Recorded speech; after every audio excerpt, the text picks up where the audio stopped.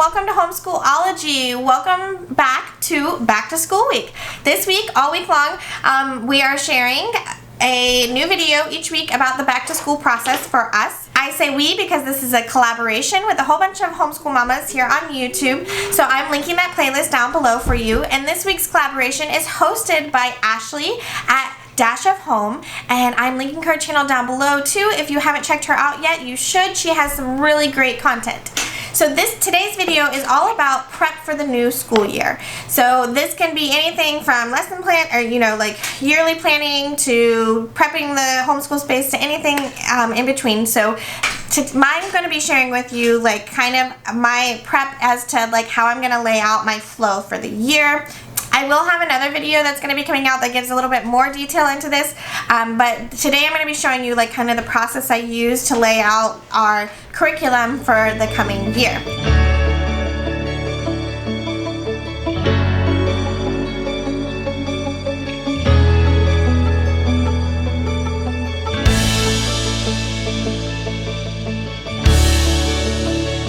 So the very first thing I did was made a list of all the curriculum that we are going to be using for this year, and then I laid out exactly how many days I wanted to do that curriculum. So I realized when I was editing that I didn't explain how I decided how many days per week we were going to do a lesson, and partly it's by how many lessons there are to get through a year, and partly it's because of like our regular life schedule. So on Mondays we're gonna have a co-op in the afternoons, and we normally do homeschool in the afternoons. We're not big morning people around here, so I kind of knew that we weren't going to be doing much schooling on Monday, so we may be doing some like read alouds and things like that, but not anything major. So that left us with 4 other days a week that we would actually be able to do schooling. So that's why most of these things are 4 days a week, because that's how many lessons we're going to accomplish in a week.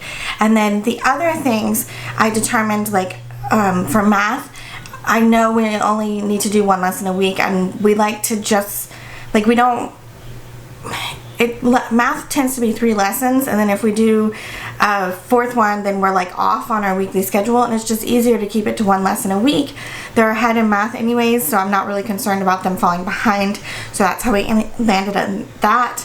And then like philosophy and root words and things like that, I tried to take 1 day that, and it's going to be Tuesday this year. Normally it used to be Mondays, but now we're starting our co-op back on Mondays. So and it's going to be Tuesdays this year, where I kind of take the day and spend a lot of time in the homeschool room with the kids.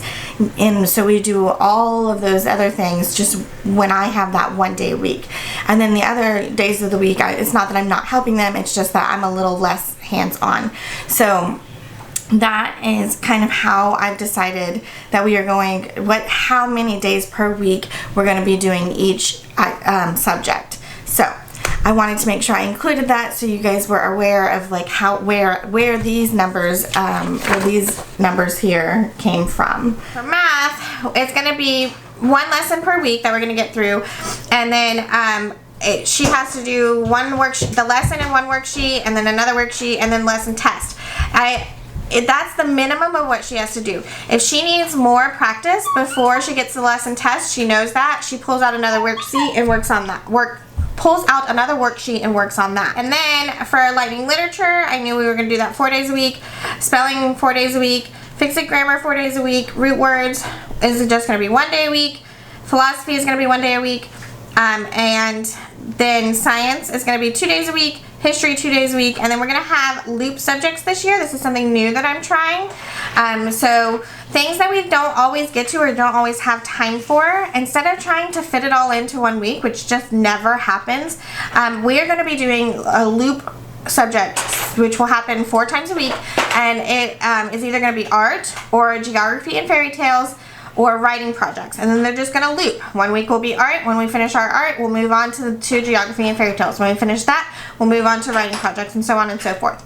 So I wrote down what subjects we were going to cover, how many lessons per week I wanted for that, and then this says when we're actually going to do it, what days we're going to do it for the specific things. Some things I have specifically when we're going to do it because that's when I'm available to help my daughter, and then some things are just kind of, this is how many I want per week, this is when she needs, and she can figure out when she wants to do those. So that was the very first step that I did, and I did that. This is my oldest daughter's, and I also did that for my middle daughter. Let me get it to focus here. Well, it doesn't want to focus. There we go. Okay, so there is my middle daughter's laid out the same way. So we in the past have done this, is what we call, or what I call a flow.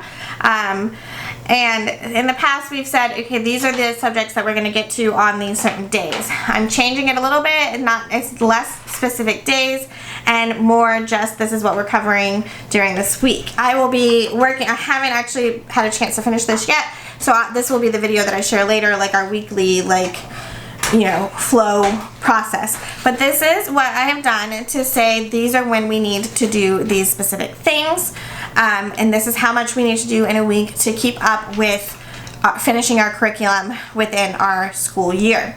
We are year-round homeschoolers, so I'm not laying it out like I don't plan this is what we're doing on Monday, August 1st. So, you know, that's not how I plan things. It just doesn't work for us. It doesn't work for our homeschool. We sometimes don't get everything done in a day, and then it messes things up, and I'm a checklist girl, and I don't like it when things are not where they're supposed to be, and my kiddos get stressed out when they see a big list of things, and so that's just not how we run our homeschool. We use this flow. These are the subjects we need to cover. We know we get these covered in our week and we are good to go. So that's kind of like what I've been working on, what I've been putting together, how I've been prepping for this new coming school year, getting together all our curriculum pieces that we know we're gonna have and gonna be using, and figuring out how we're going to fit those things into our week and into our days. So like I said, my next step is to make one of these. I lost it already. It's gone. My next step is going to be making an actual flow chart to, you know, kind of see how our days, you know, what we need to accomplish in our days. So that is going to be my next step. And like I said, I have a video coming out on this, more of a detailed process, and then how we implement this into our homeschool. So I'll be sharing that with you, but for this prep for the new year, those are kind of the things that I've done. I've reorganized our homeschool space. We needed a new cabinet. I shared about that in a video here. So we did that. I got that all set up, got our new curriculum out and put together.